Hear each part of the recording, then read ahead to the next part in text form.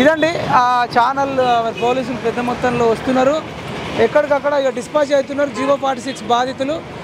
దయచేసి గవర్నమెంట్ పెద్దలు ఇప్పటికైనా వచ్చి మరి వాళ్ళతో చర్చలు జరిపి వాళ్ళందరికీ కూడా న్యాయం చేయాలని చెప్పేసి మరి మేము ఇక్కడ కోరుతున్నాం. బాస్ ద బాస్ మరి రాజనరసింహ ద బాస్ గారు రావాలి. అక్కడ ముఖ్యమంత్రి యనమల రేవంత్ రెడ్డి గారు స్వాగతం ఉంది. రేవంత్ రెడ్డి గారు కూడా అక్కడ రాహుల్ గాంధీ ఉన్నారు, ఖర్గే గారు ఉన్నారు.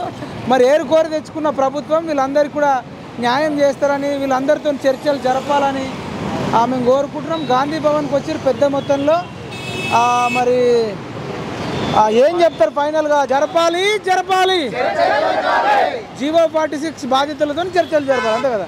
జరపాలి జరపాలి చేయాలి చేయాలి చేయాలి చేయాలి.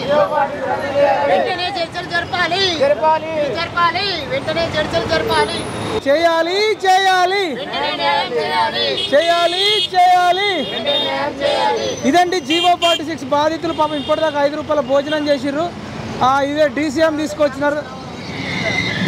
తీసుకొచ్చినారు. పోలీసులు కూడా సహకరించినారు, మేము అరెస్టులు చేయలేదు. అక్కడ మరి ప్రజా దర్బార్ దగ్గర ఒక 15 మందిని అరెస్ట్ చేసిరట. గాంధీ భవన్ దగ్గర మాత్రం శాంతియుతంగానే మనకు చెప్పినారు.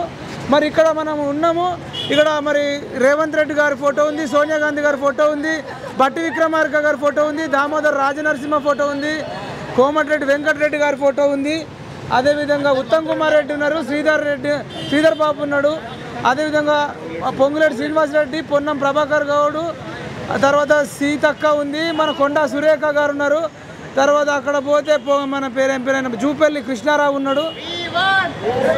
వీళ్ళందరూ కూడా మరి ఈ వీడియో చూడాలి. పైన రాహుల్ గాంధీ గారు, ప్రియాంక గాంధీ వారు, వాళ్ళకి ఎట్లాగో తెలుగు రాదు, వాళ్ళు చూడరు. ఖర్గే గారికి కూడా తెలుగు రాకపోవచ్చు.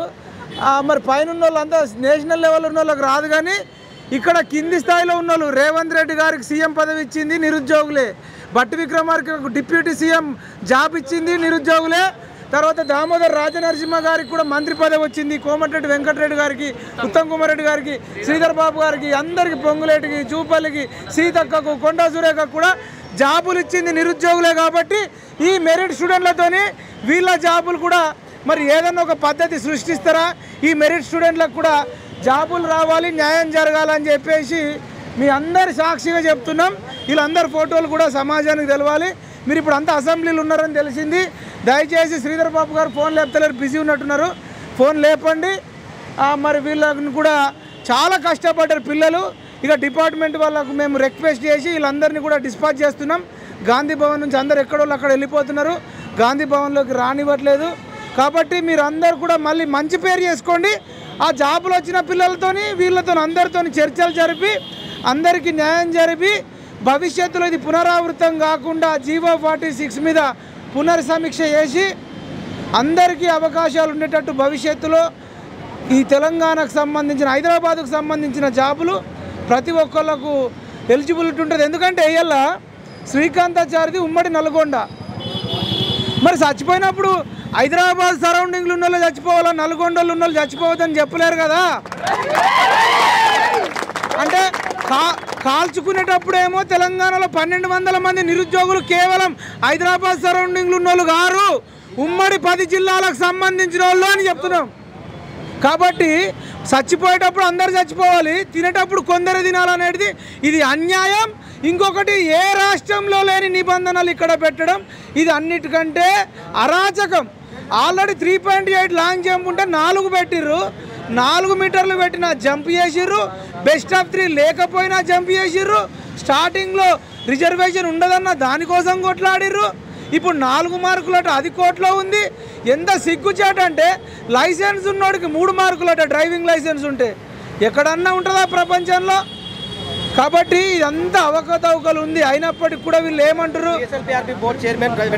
టీఎస్పీఎస్ చైర్మన్ జనార్దన్ రెడ్డిని చేసినట్టే టీఎస్ఎల్పీఆర్బీ కూడా వివి శ్రీనివాసరావు కూడా, మీకు ఏమాత్రం సిగ్గు శరం ఉంటే వివి శ్రీనివాసరావు వెంటనే రాజీనామా చేయాలి, రాజీనామా చేయాలి,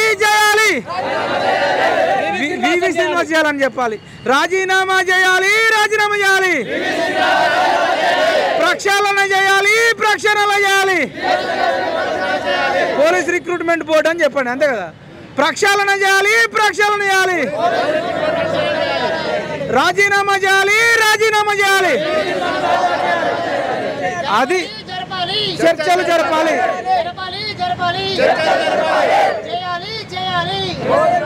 ఇది ఎంత సిగ్గుమాలిన చర్య అంటే తప్పు ఈ ప్రభుత్వానికి కాదు, కాంగ్రెస్ పార్టీది కాదు. వీళ్ళెవరు కూడా కాంగ్రెస్ పార్టీకి వ్యతిరేకం కాదు, రేవంత్ రెడ్డికి వ్యతిరేకం కాదు. ఇది చేసింది కల్వకుంట్ల చంద్రశేఖర్ రావు. ఈ పాపం మూట కట్టుకొని బాత్రూంలో పడ్డడే కేసీరావు. మందు దాగి పడ్డవా, తాగక పడ్డవా, యాక్టింగ్ చేసినవా తెలియదు, కానీ రానున్న కాలంలో కేసీఆర్ ఇంటికి వచ్చి ధర్నా చేస్తాం, కేటీఆర్ ఇంటికి వచ్చి చేస్తాం. ఎందుకంటే ఎంత దుర్మార్గులు రా, రెచ్చగొట్టేటప్పుడు 10 జిల్లాలను రెచ్చగొట్టిర్రు. ఉద్యమం చేయాల్సిందేమో 10 జిల్లాలు చేయాలి, ఇప్పుడేమో కేవలం కొద్ది మందికే ఇస్తా అంటారా. ట్యాక్సులు కట్టేటప్పుడు వేరే జిల్లాలో, ములుగు జిల్లాలో ట్యాక్స్ కట్టట్లేదా? సూర్యాపేట, నల్గొండ, కోదాడ, ఖమ్మం వాళ్ళు ట్యాక్స్ కట్టట్లేదా? నిజామాబాదోడు, ఆదిలాబాదోడు, ఇంద్రవల్లోడు, ఆసిఫాబాదోడు ట్యాక్స్ కట్టట్లేదా? నాగర్ కర్నూలు, కొల్లాపూర్, వనపర్తోడు ట్యాక్సులు కట్టట్లేదా? అరే మీకు ఇష్టం లేకపోతే ఈ రాష్ట్రాన్ని 2 రాష్ట్రాలు చేయండి. అప్పుడు 2 క్యాపిటల్ అయితే, 2 రాజధానులు అయితే ఎవడు బతుకులు వాడు బతుకుతాడు. ఇదేంది దిక్కుమాలిన చర్య? ఈ దుర్మార్గుడు చేసిండు కాబట్టి కేసీఆర్ను గద్దె దించిర్రు. ఆ దుర్మార్గుడిని అసలు వదిలిపెట్టాం. రానున్న ఎంపీ ఎన్నికల్లో కానీ, స్థానిక ఎన్నికల్లో కానీ బీఆర్ఎస్ ఎక్కడొచ్చినా వాళ్ళని అడ్డుకుంటామని తెలియజేస్తూ జై తెలంగాణ.